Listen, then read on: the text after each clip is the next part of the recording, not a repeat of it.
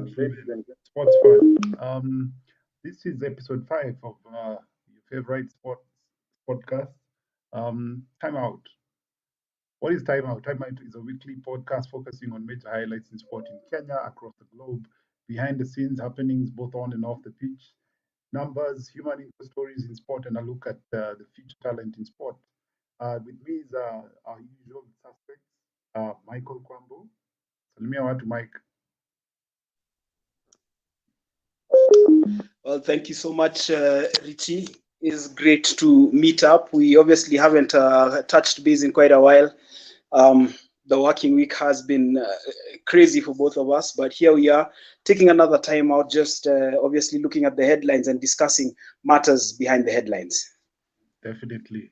And why do we do time out? Time out in sports means taking some time out just to re-energize and to rebuild.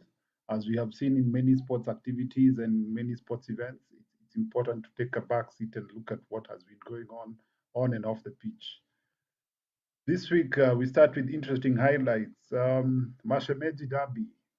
What are your 3 talking points, Kwambo?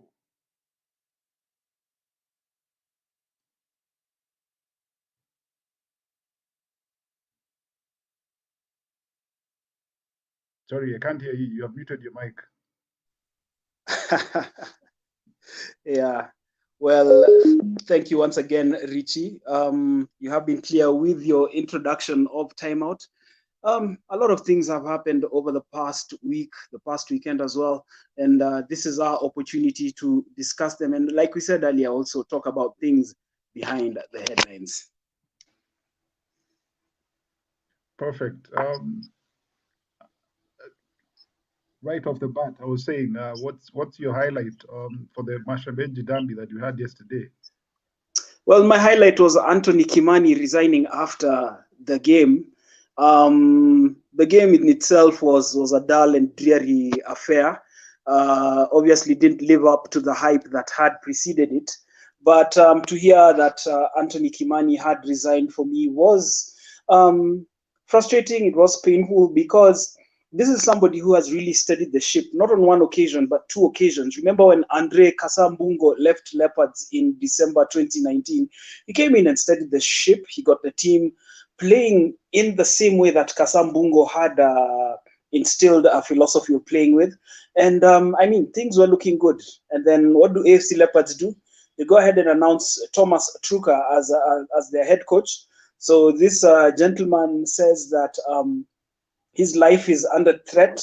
Turns out that he has gotten another job offer in Malaysia, which is going to, honor. And then again, Kimani comes in, and under Kimani, Leopards have been playing well. They've looked like genuine title contenders. The fact that they held Gor scoreless in the derby, I think it's the first time in a number of years that Gor have not won the derby. Forget the fact that Leopards didn't win, but the fact that Leopards actually restricted them from victory. So, losing him, for me, it is a highlight, of course, in a negative way, but like you said, that is the highlight for me. And this is interesting because on the back of this was the AGM that AFC had on Saturday. So you'd have thought that such issues would be thrashed out, just clear the air on his confirmation or his contract, maybe put a good word on something better, because as you're saying, he has steadied the ship and the team looks like it's performing well. With the performance also be attributed to a lack of funds. Yeah, indeed, like you said, coming off the back of the AGM and then this announcement, but we know that it was precipitated by the acquisition of Patrick Aussems. I think that's his name, from Belgium. He's a former Simba coach in Tanzania, coming in to take over the vacant head coach's position at AFC Leopards. And you just feel that even as Leopards were discussing their matters, they should have been in a position to actually confirm Kimani or actually give him a program whereby he feeds off the incoming coach and is eventually considered for a role in the team, instead of making it visible, making it obvious to him that he is a surplus to requirements. And just to add, the fact that the CAF Confederation has exposed a number of these quote-unquote foreign coaches for lacking requisite papers. I mean, it just goes to show that, in my opinion, that we do not value local talent, local coaching capacity, and we keep going for these expatriates who, at the end of the day, will cost an arm and a leg profit, and will leave without even having set up a legacy for our clubs on this side. Indeed. Okay, let's look at other KPL fixtures. Tusker beating Wazito 1-0 to maintain their winning streak and also just top the league. I think they're going on a streak of about 5 games winning. What's your take on that?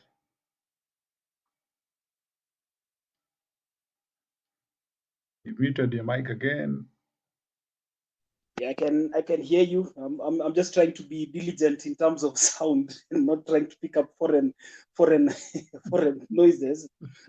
That's an issue obviously we'll sort out. But yeah, like you said, the other results over the weekend, we saw Tusker defeating Wazito FC 1-0. That is a significant result. Tusker are the league leaders.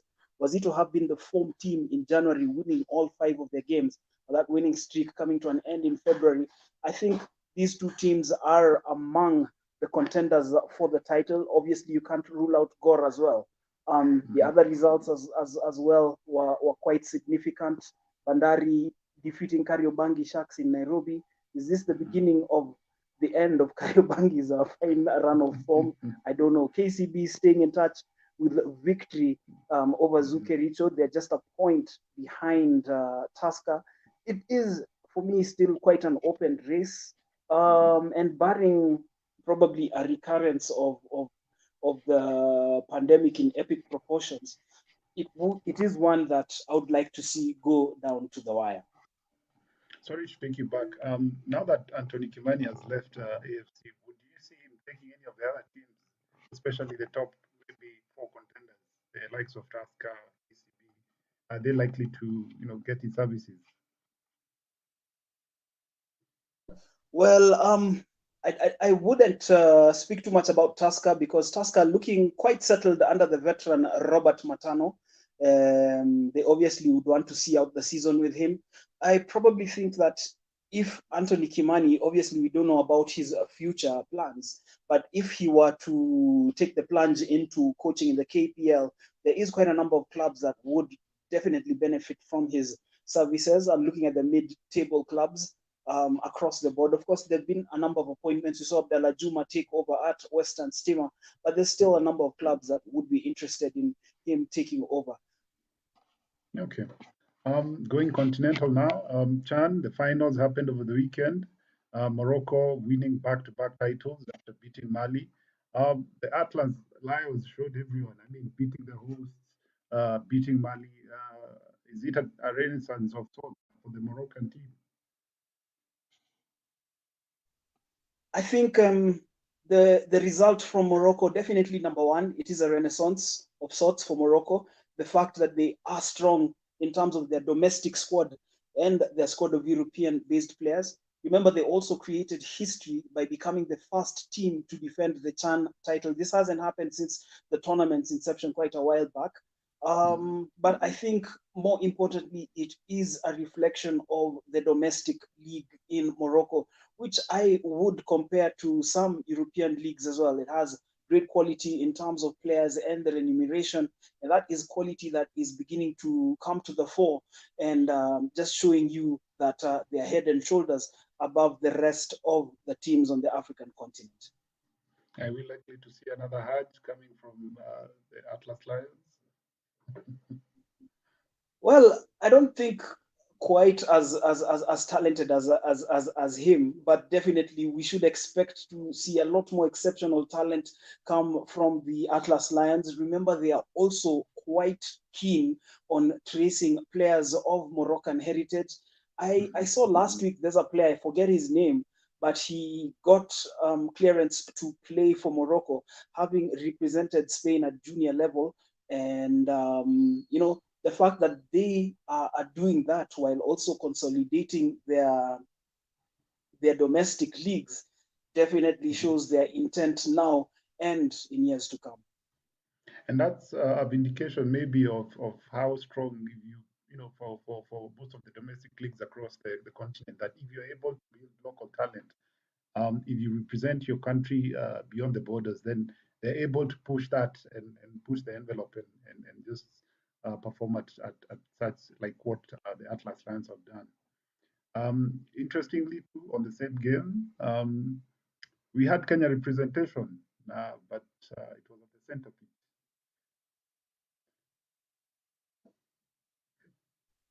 Yeah, it's funny that we talk about Kenya's representation. I saw a lot of running jokes on social media saying the local federation is going to claim credit for the referees actually performing so well that they got to officiate the final fixture at the African Nations Championship. I think it's not something that we should be celebrating. Because at the end of the day, that is an individual. He could probably have come from Timbuktu and still be diligent in his work. Just the fact that he's Kenyan is a coincidence.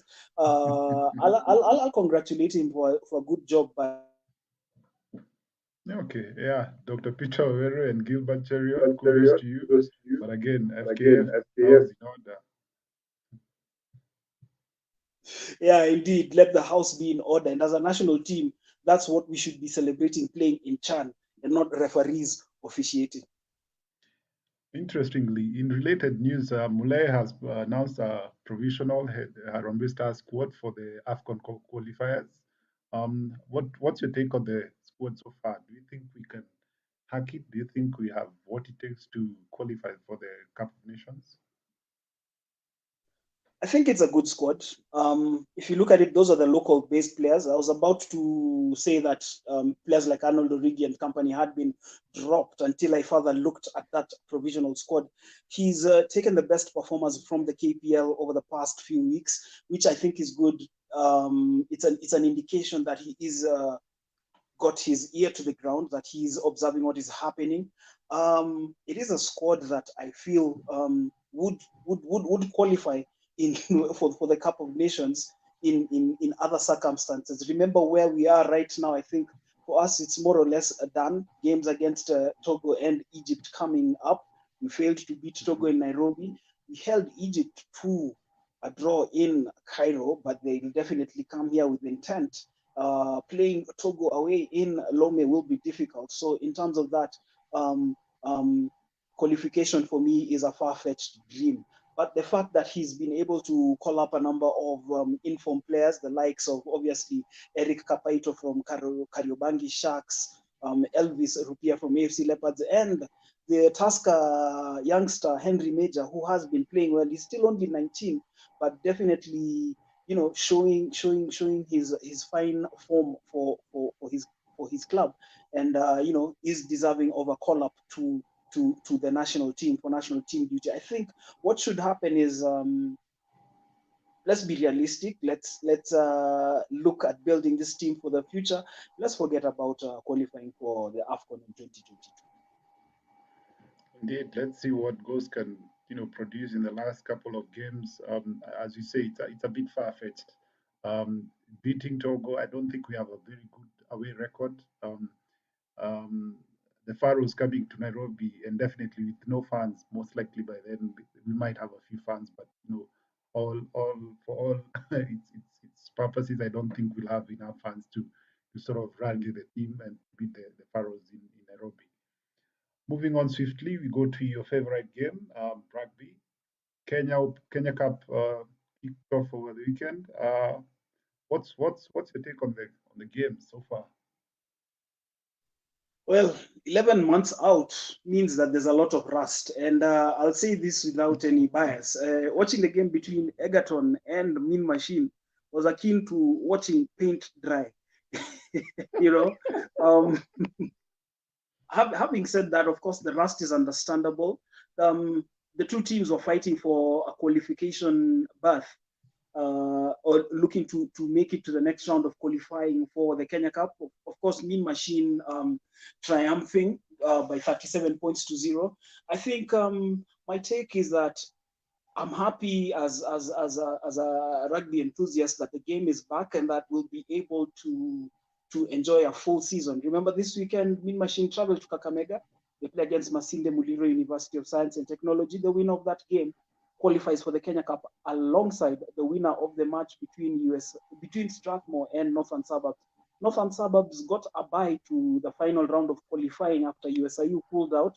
Obviously, USIU are hamstrung by the administration's decision to pull them out of competitive sports in mitigation of COVID-19. Yeah, and talking about the pandemic, I think in the past week, we almost saw the games abandoned because of what was reliably put, that we didn't have enough test kits for the players, and also just enough funds going to conduct those tests for the games. And considering that rugby is one of those touch sports that the very players would come in contact quite often. I think it was a good thing to see them kick off and just see what comes out of it. And hopefully then it doesn't mean that in the next few weeks that the game is shut off again.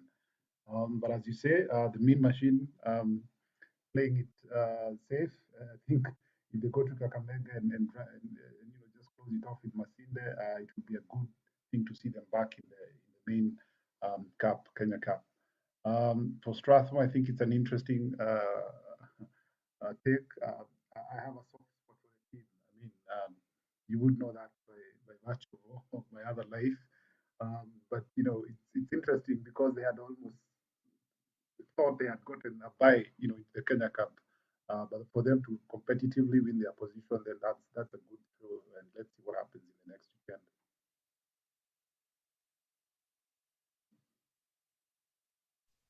Yeah, true indeed. So that's it for Strathmore in terms of looking to return to the Kenya Cup. Also, Mean Machine, although it's a tall order for Mean Machine, they struggled in the championships before the season was cancelled because of COVID-19. Playing away to Masinde Muliro is going to be difficult because the power base of rugby shifted a long time ago. The Western and Nyanza region of the country is producing a lot of the players and also a lot of the schools that have dominated. And now with Masinde Muliro, being based in Kakamega, they've gone as far as offering scholarships to students to encourage them to play, and they have ambitions of playing in the top league. It will be a tough order, but it should be an entertaining game. I wish I could travel for that one, but as it is, we'll just wait for the results and see who join the other 10 teams in the country's top tier league. Interesting. Going to the shorter version, the 7 squads for both Shujaa and Lionesses were picked by the coach. Again, what is the season looking out for the 7th team? Because I think they have been more, in touch, especially with the training and also just looking at qualifying or rather playing at the Olympics. Do we think that we have any chances in the 7th circuit and also just going into the Olympics? What are our chances? Yeah, well, 2021 is going to be an interesting year. COVID-19 has really ravaged the rugby calendar. So there isn't much in terms of considerations for the World Rugby Sevens circuit. What is happening instead is that World Rugby is liaising with various federations, both at the continental and local levels, to hold a series of high performance competitions to keep the teams busy ahead of the Olympics. So heading into this competition in Madrid, Spain, where both the Kenya men and women's teams will be playing, I would like to look at it from this particular point. Teams are literally going in with a clean slate. They've tasted no action whatsoever. So it is pretty open. And I think at the end of the day, it's where the ball bounces. There's that saying, you never know where the rugby ball will bounce because of it being odd shaped. So obviously that is what is being looked at. And I mean, in 2021, it is anybody's guess. It's anybody's game. I mean, let's just shift for a minute and look at sports like football and basketball, where perceived favorites have time and again returned results that have gone against the norm. When I talk about the norm, that is the pre-corona days. As recently as was it yesterday, Liverpool being thrashed by Man City 4-1. Yeah, Real Madrid struggling in La Liga. That for me is just the current trend. So back to the sevens. I mean, it is wide open. Good stuff. And talking of another team sport, volleyball, I think we have the beach volleyball Africa qualifiers that have given Kenya a lifeline. We have the qualifiers happening in Banjul, Gambia for the men's team, and the equivalent for the women at Abuja, Nigeria. Do you think the Kenyan teams will have a chance of qualifying for the beach volleyball in the Olympics? Yep, they do have a chance of qualifying for both slots in the men's and women's competitions.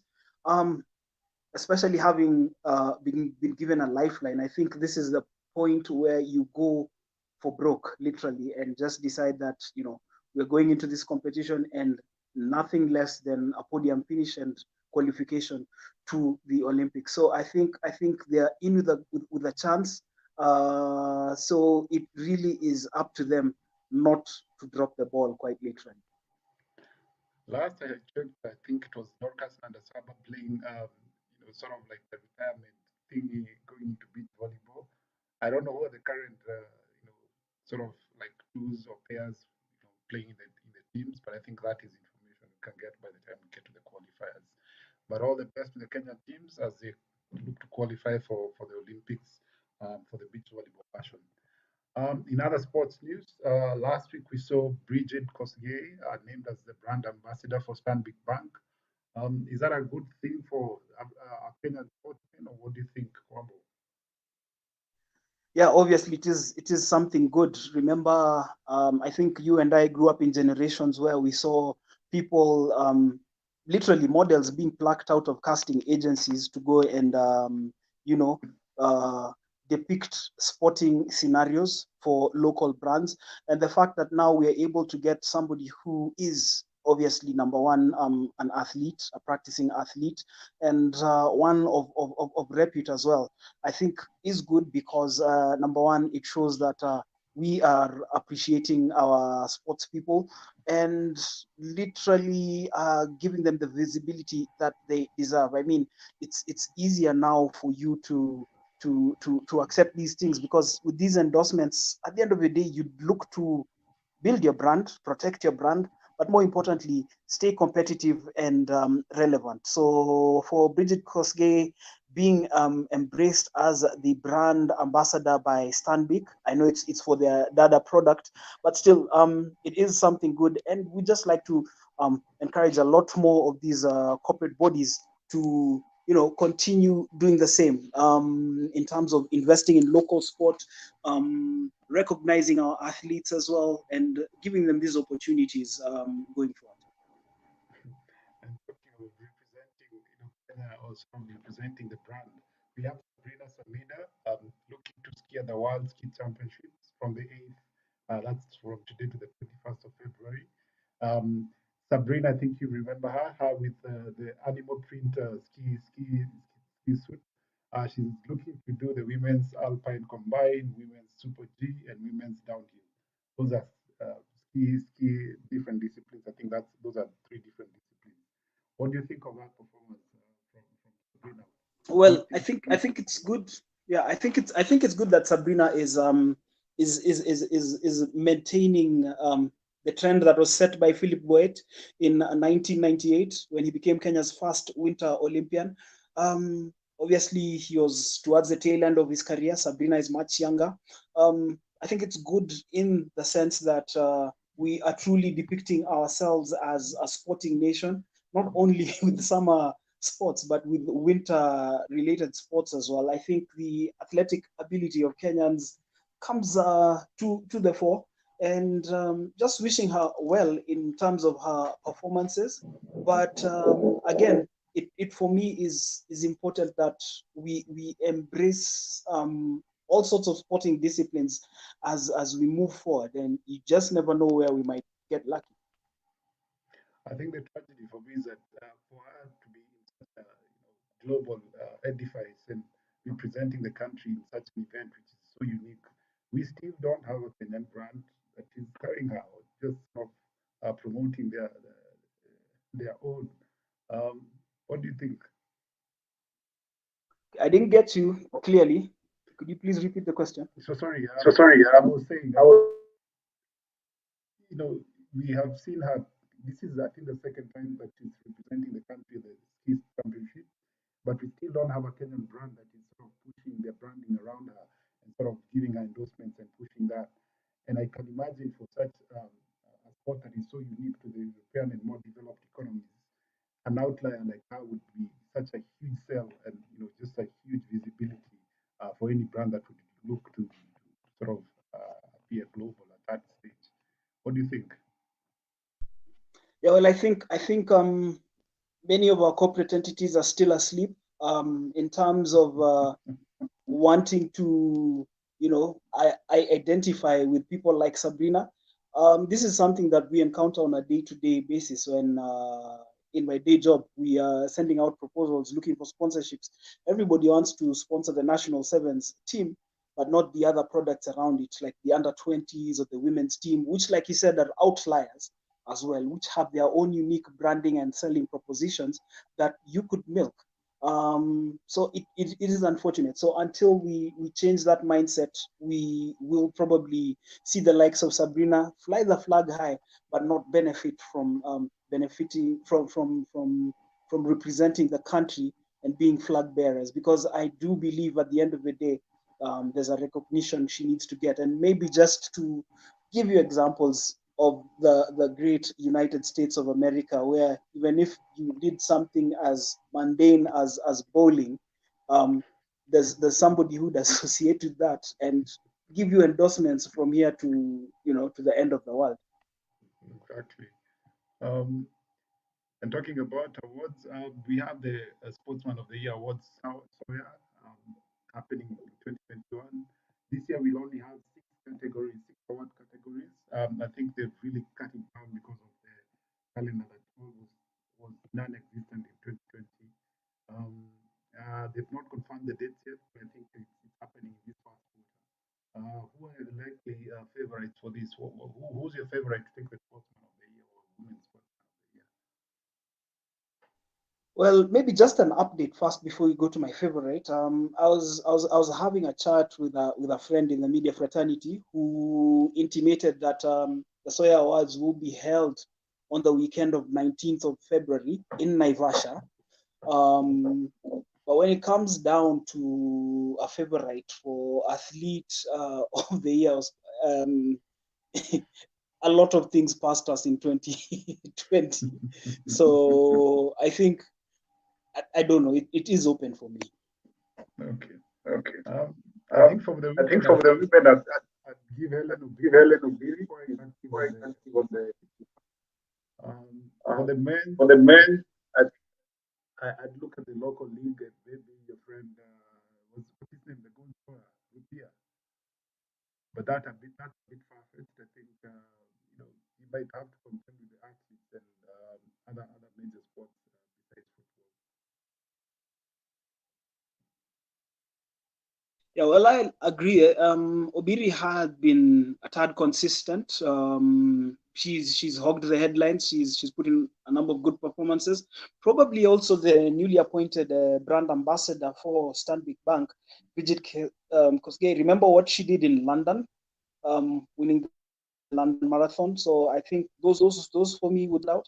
In terms of the males, wow, it is open. Let's just.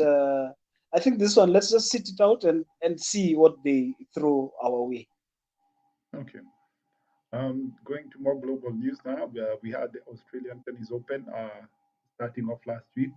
It was a slow start as most of the players were coming out of the quarantine and also just the whole isolation thing that the Australian authorities took up. Are we likely to see Serena tying the 24th Major Slam win, or is it still um, the dark horse Naomi Osaka to claim honors in Australia? I think for sentimental reasons, would like to see Serena Williams go for number 24.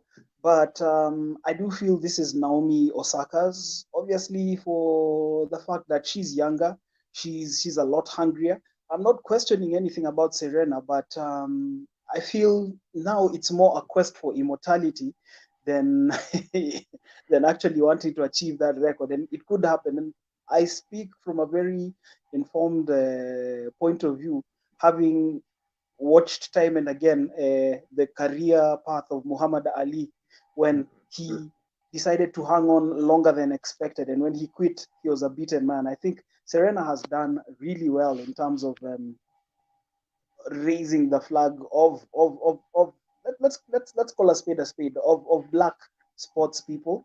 Um, and she's also just taken women's tennis to another level.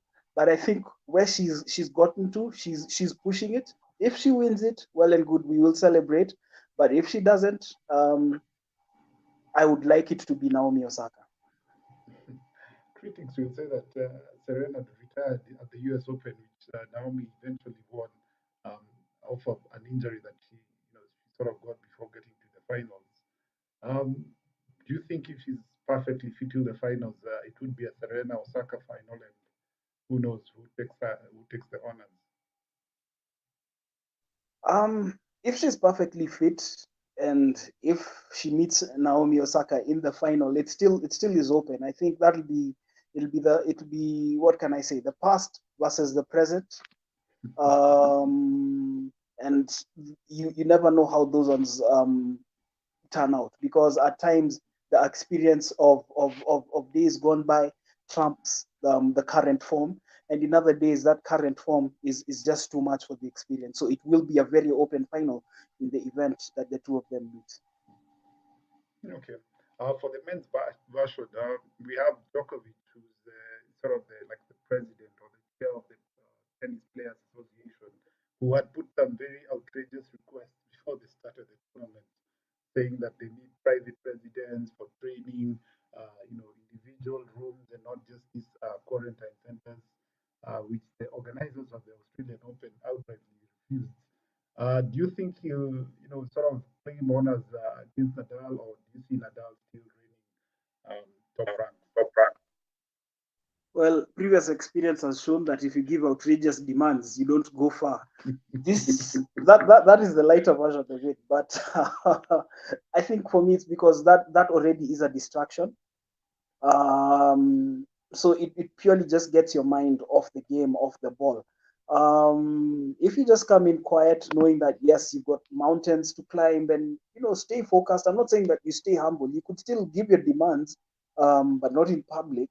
I feel that you have a better chance of winning. And based on that, I really wouldn't put my money on Djokovic because of that.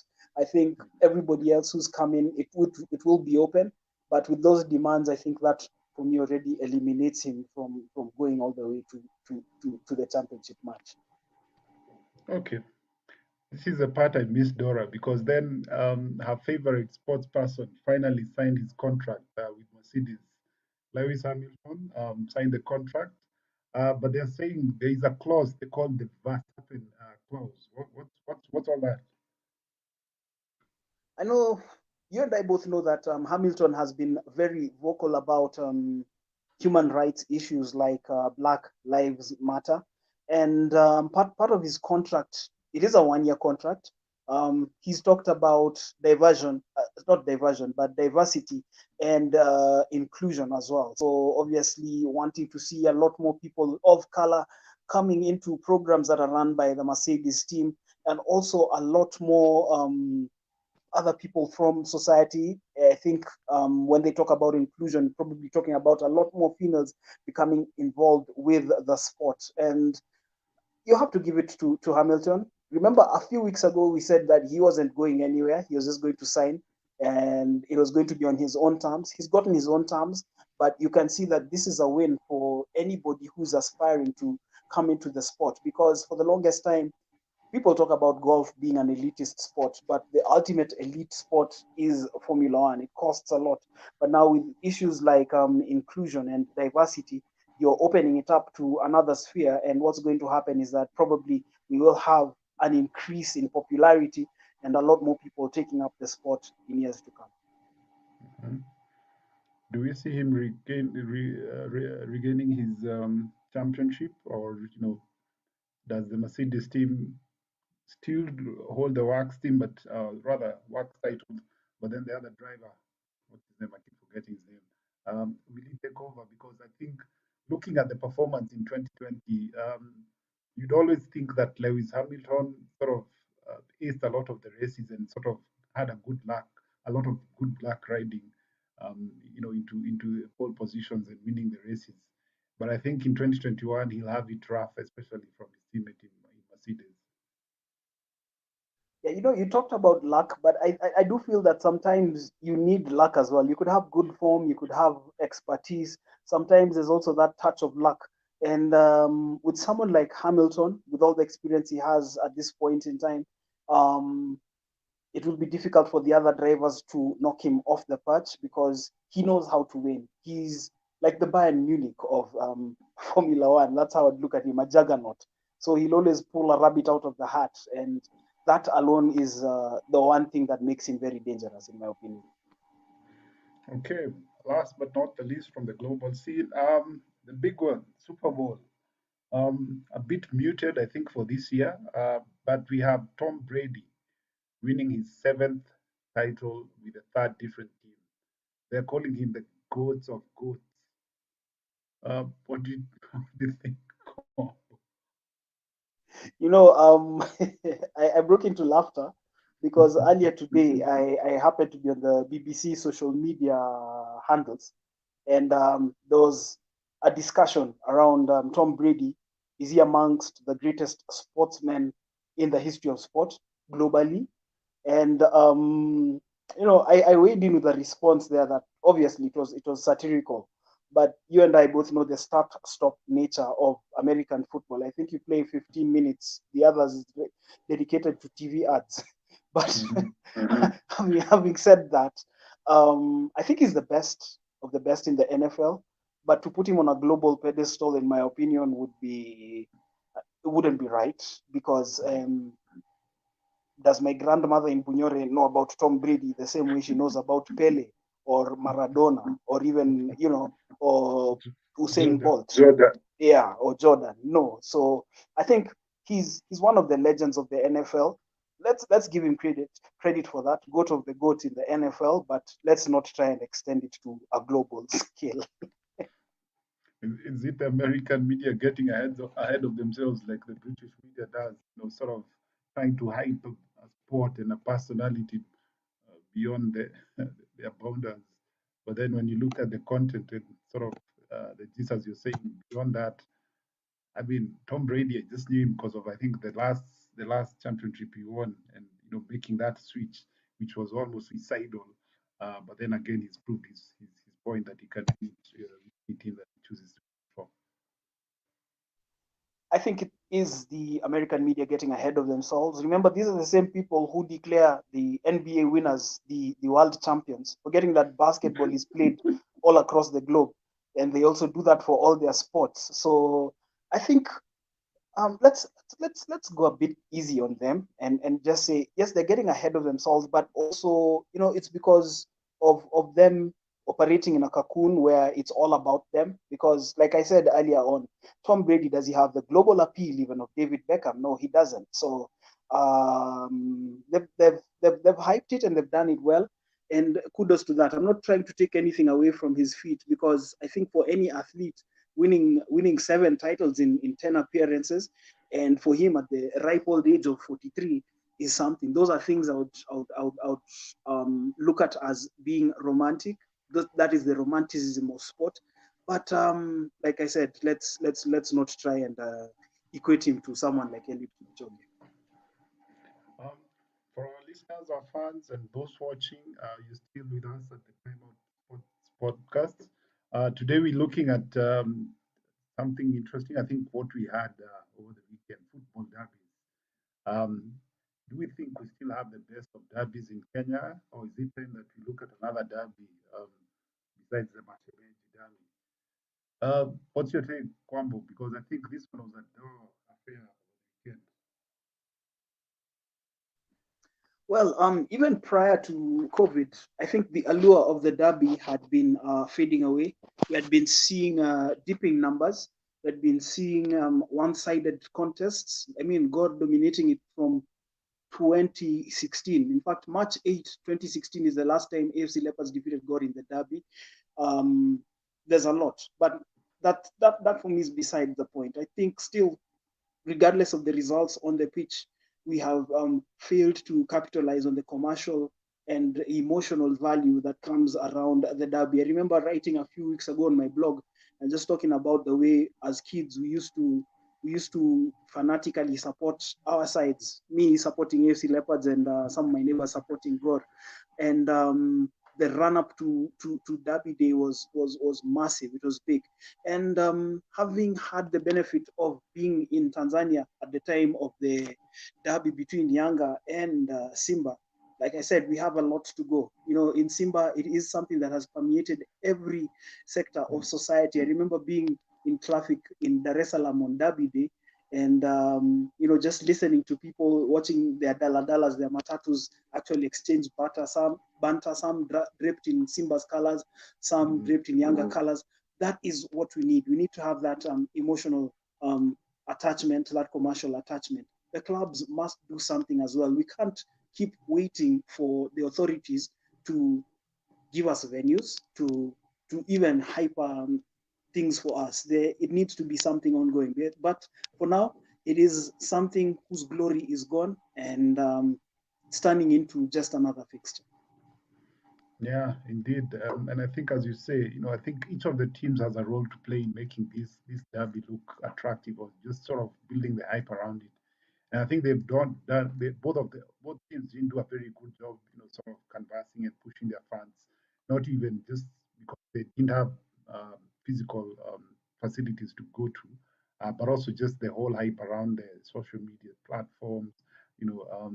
Just hyping on the radio stations and just calling out their football fan clubs, because each of these teams have fan clubs. Nairobi and different areas of Nairobi and also other towns.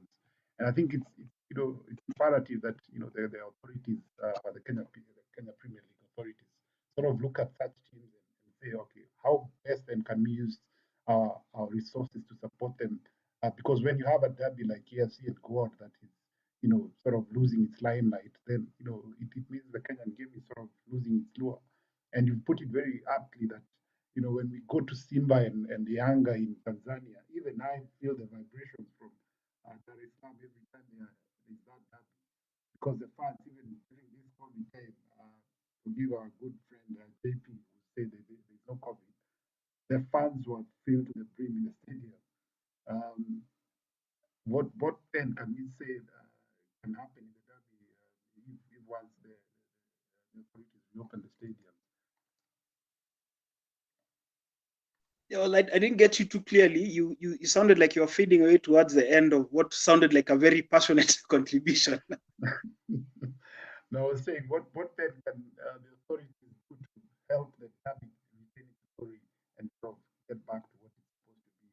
Or is it an alternative then we start looking at other teams, Tusker versus, I don't know, Kisumu United, Kariobangi Sharks versus Wazito? Is it time that we have a different derby altogether? Well, not necessarily do we need a different derby altogether. Remember, like I said earlier, both entities need to take ownership of this because this is the biggest fixture.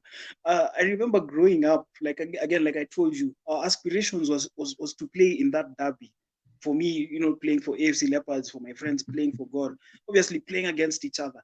So you need to instill that passion. Number one, once you're passionate about it, you have people saying this is the game we want to look forward to. This is the game that needs to be advertised even before anything else. There's a lot of opportunities around it in terms of branding, merchandising, content as well. Much deep, there's so much that you could do around it. But no, we just wait for the day that we are going to face our rivals, and that's that. And you see, it's those little things, the commemorative memorabilia, that actually, in my opinion, help also extend the memories of the derby and give it a lot more significance going forward.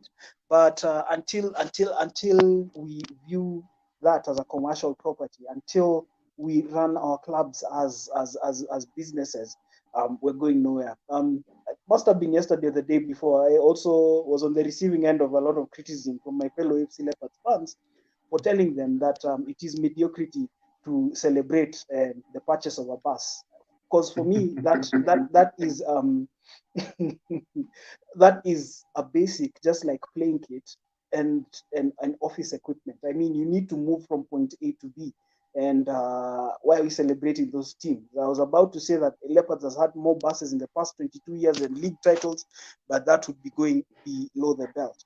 So instead, looking at things like what can I say, like commercializing properties and rights around the derby and so on and so forth are part of the things that help you maintain that history, maintain that atmosphere.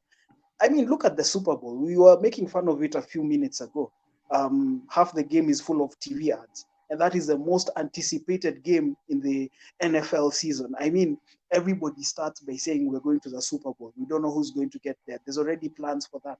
So I think in the same breath that once we know that the fixtures are out and there's the Meji Derby, obviously in the league there's 2 games, and if you meet in the cup, well, that's another one. I mean, those are the games you plan for, and everything else falls into place from there. Yeah. And it's interesting the way you put it because I don't see any of the clubs having anything, to celebrate their memories. Not an archive, not a place that, like a roll of honor or sort of like a space that we can say, okay, this is what the past glory was. And I think it's a bit tragic, as you say, for the teams not to have sort of cultivated that culture within themselves and also within their and also within their fans, because then you're just always left with snippets of what happened, but not a collective and a central place or focal point we can celebrate. It was tragic. Most of the goal fans when the derby would be won, they would go to Tomboya Street and start sweeping Tomboya statue. I don't know why or for what reason they would do that. They ended up disfiguring the whole statue. It's about time that our clubs look building such archives and points that we can celebrate and make it prominent out there. Yeah, well, until we get rid of that mindset of looking at sport as a pastime, as a hobby, we'll struggle with a lot of these things, administrative things, record keeping. Because at the end of the day, memorabilia, all these things that we're talking about, boils down to record keeping. But the only records we are keen on looking at any one given time are league standings, results, and upcoming fixtures. Yeah. If, for example, Richie, you're a retiring AFC Leopards legend, if I wanted to get your statistics right now, ideally, I should get them at the touch of a button. But this is not happening. So even you yourself, because obviously there's so many games that you played, will not have an accurate figure, and you probably now be consulting with some of your friends, and before you come back to me. And it is commonplace in Kenyan sport, in African sport. And once we get that right, once we get our structures right, like you were saying, I think everything else can fall in place. Proper record keeping obviously means that you have data. Data is everything. It is data that will dictate what you're going to do next. I mean, even just moving away from the business side of things. Look at the way teams are operating now. Our technical benches have increased. We have technical benches of up to 10 people, because some are data analysts. They know that Richie is going to give me a big 25 minutes when he comes in, and he's been proven to do that. So I'd rather start him in from minute 65 than start him from minute 1. And by the time I'm bringing him in on minute 65, it's because he's going to up the ante and win it for us. So until we get our data collection right, until we invest in big data, that's what I've been looking for through and through. We're in problems. Wow. And I think also something else that I, sort of figured in my mind, the sponsoring brands. I think that was a huge letdown because none of them sort of used their own brands to push this derby. And I kept waiting until I think last week on Wednesday or Thursday to see what promotions or just for sort of conversation or narratives they're trying to push on different platforms. And this is a tragedy of losing such brands like SportPesa because this would have been a huge opportunity for them to just sort of push a derby, but also get their brand visibility out there and just build a hype around the game.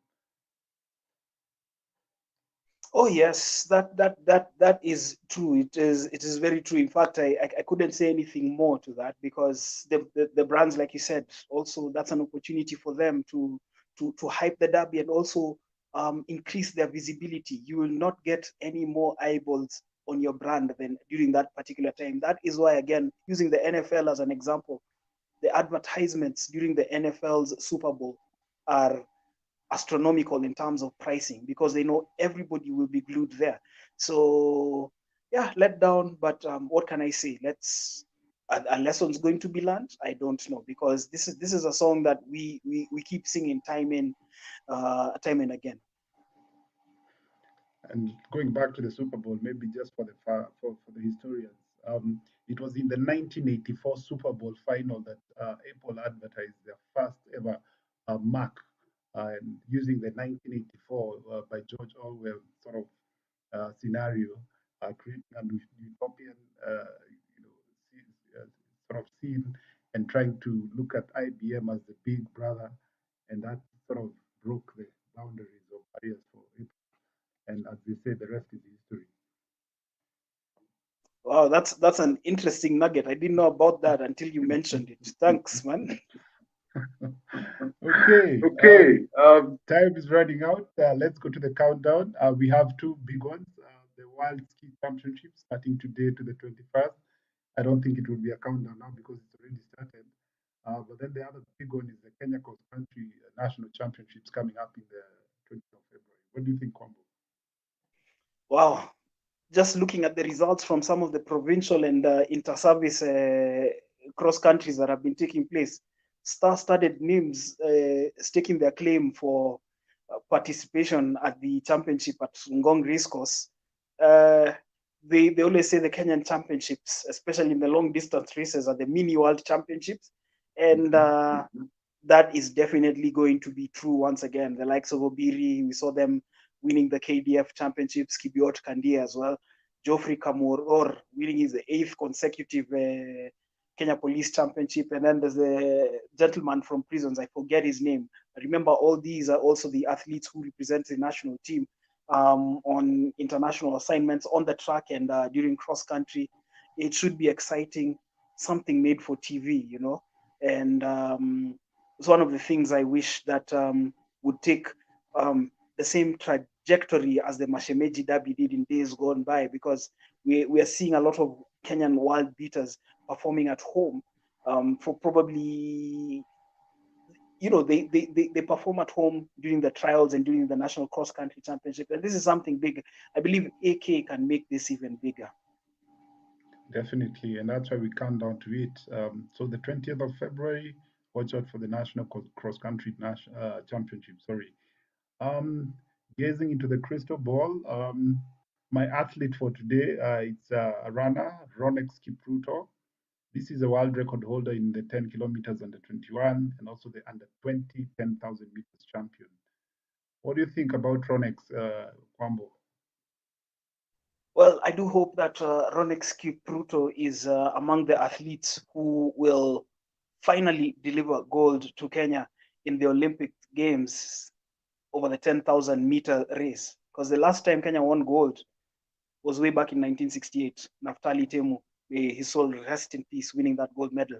The reason I'm saying that is because obviously I take cognizance of his ability, of his talent, but I think what will be important heading into Tokyo 2021 is his focus and discipline, because the Ethiopians have trumped us time and again over the 10,000 meters. It is quite a tactical race, but like you said, world record holder over the 10-kilometer road race, quite a decent runner over the 21-kilometer half marathon as well. It's time to harness those talents and bring back that gold medal that Kenya last tasted in 1968. Definitely, we have the misses from Paul Tergat, and we also have another miss from Kipchoge. Is it Ronex Kipruto to finally break the duck? Let's see what happens in Tokyo. And with that, we come to the end of another session of the Timeout podcast. We thank you for your time and also just listening to us, snippets here. Any parting shots, Kwambo? Well, it is good to see sport gradually making a return here. I know the basketball league is resuming on the 13th of February, if I'm not wrong. So True, gradually, true. a semblance of normalcy returning. We saw rugby return as well with the Kenya Cup qualifiers. It would be ideal to see all the sports eventually come back. So for that, that is my parting shot. I think we just continue keeping the faith and having hope that everything is going to turn out for the better going forward. Yeah, definitely. It's the action is getting louder and busier, and also just hotter as we go along, and also as the pandemic sort of eases off most of the sports events. And we look forward to a very busy 2021. And with that, we come to the time out. And that Thank is you. it. And that is it from us, Michael Kwambo and Richard Wanjoy. See you again next time.